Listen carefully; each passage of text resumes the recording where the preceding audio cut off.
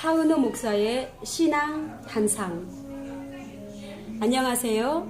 나레이터 송찬영입니다. 여기는 세계 선교 반석교회입니다.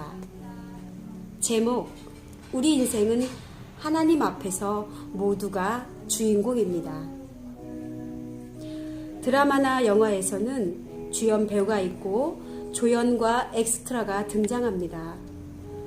조연과 엑스트라는 주연 배우를 돋보이게 하기 위해 각자의 역할을 충실히 감당합니다. 자신의 역할을 벗어날 수가 없습니다.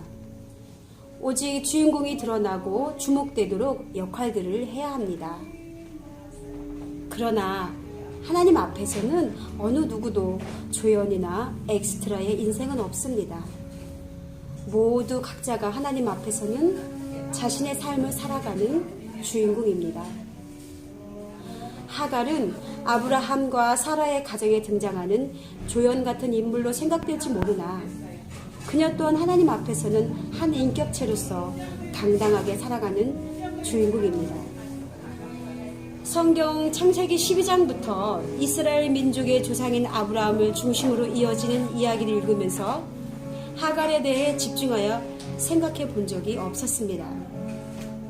그냥 그녀는 사라의 몸종으로 아브라함과 사라의 믿음 없는 인간적인 행동으로 이스마엘을 낳고 그로 인해 한 민족을 이루고 결국 이스라엘의 대적이 되는 것으로 정리하고 넘어갔습니다. 그런데 하갈의 인생을 깊이 생각해 볼 때 우리에게 많은 것들을 깨닫게 하고 믿음과 소망을 갖게 합니다. 그녀는 아브라함이 애굽에 내려갔을 때 아브라함의 실수로 아내 사라를 바로에게 보내고 바로가 나중에 아내를 돌려보내면서 그 대가로 보낸 선물 중에 함께 온 여인이었습니다. 창세기 12장 16절에 있는 말씀이죠. 그녀는 노비로 몸종으로 아주 비천한 삶을 살 수밖에 없었습니다. 그러던 어느 날 운명을 바꿀 수 있는 날을 맞이하게 됩니다. 아브라함의 첩으로 선택되어 임신을 하게 된 것입니다. 자식이 없어 노심초사하는 아브라함 부부에게 큰 기쁨이 되었을 것입니다. 그러나 그녀가 신분을 망각하고 여주인을 멸시함으로 결국 도망하게 되지요. 그리고 그 가운데 하나님을 만남으로 자신을 돌아보게 됩니다. 그리고 세월이 지난 후 그녀의 아들 이스마엘이 이삭을 놀림으로 말미암아 결국 그 집안에서 완전히 쫓겨나게 됩니다. 하갈은 어찌 보면 기구한 운명의 여인이었습니다. 노비의 부모 밑에서 태어나 어쩔 수 없이 노비가 되어 천대와 멸시 가운데 비천하게 변두리 인생을 살아갈 수밖에 없는 그런 처지와 환경 가운데 살았었습니다.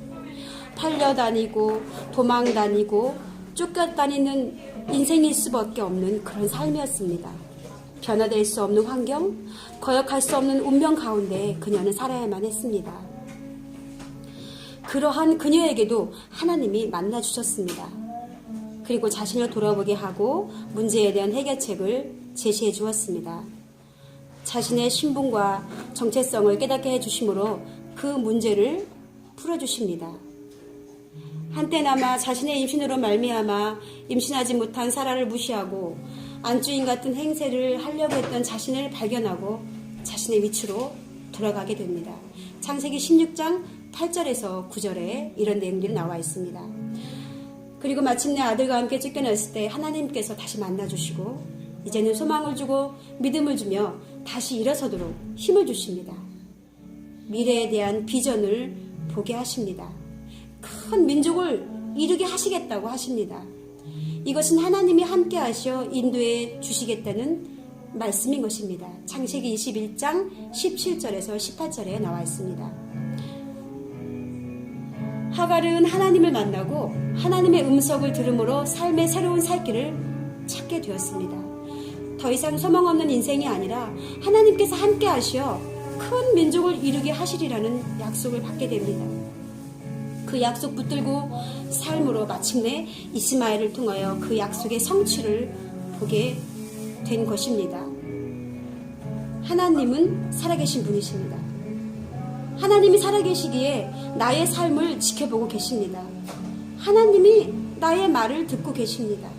하나님이 나의 마음을 알고 계십니다. 하나님은 나와 함께 하십니다. 함께 하시며 순간순간 말씀하시고 도움의 길을 여시고 인도하십니다. 바른 길을 가게 하시고 악한 길에 빠지지 않도록 책망하십니다. 하나님께서 나의 모든 면을 알고 계시고 지켜보고 계신다는 사실은 우리에게 큰 위로가 되고 힘과 용기가 생깁니다. 이 어려움, 이 억울함, 이 안타까운 심정들을 남들이 몰라줘도 하나님이 알고 계시고 보고 계시니 언젠가는 나에게 역사하실 것이라는 소망이 생깁니다. 하나님 한 분만 바라보며 만족하리라고 생각합니다. 그러나 또한 한편으로는 두려운 마음도 들 수가 있겠죠. 아무도 모르게 지은 은밀한 죄, 함부로 막 대하고 무시하며 말했던 나의 입술의 말도 기억하고 계시며 마음에 품은 악한 감정과 음란한 생각까지도 알고 계시고 헤아리고 계신다고 생각하면 아주 두렵고 떨립니다. 사람 앞에서는 말하는 것도 옷 입는 것도 신경 쓰며 단장하고 조심하며 품위를 유지하려고 합니다. 그러나 사람이 없는 곳에서는, 사람이 안 보는 곳에서는 눈에 보이지 않는 하나님은 의식하지 못하고 지은 죄들이 너무 많습니다. 내가 지은 은밀한 죄들을 다 보고 계시고 기억하고 계신다고 생각할 때 참으로 부끄럽고 몸둘 바를 모르겠습니다. 지난날 지은 죄들을 생각하며 절망감에 빠지고 죄책감에 고통하게 됩니다. 그럼에도 불구하고 다시 힘을 얻고 일어설 수 있는 것은 하나님의 사랑입니다. 하나님의 용서하심입니다. 우리가 처진액계를 하고 부끄럽고 통탄하는 가슴을 안고 그분께 나아가서 우리의 죄와 잘못을 자백하면 그분은 용서하시고 모든 불의한 것들로부터 깨끗게 하시는 참으로 좋으신 분이십니다. 요한일서 1장 9절에 이렇게 말씀하고 계십니다. 할렐루야. 이래서 우리는 사는 소망이 생깁니다. 새로운 희망이 샘솟습니다. 어그러진 무릎을 다시 세우고 뛰어갈 수 있습니다. 이제는 눈을 들어 주님의 자유로운 얼굴을 다시 바라볼 수 있는 용기가 생깁니다. 하나님 앞에서 다시 일어서서 나에게 주어진 길을 당당하게 걸어갈 수 있게 됩니다.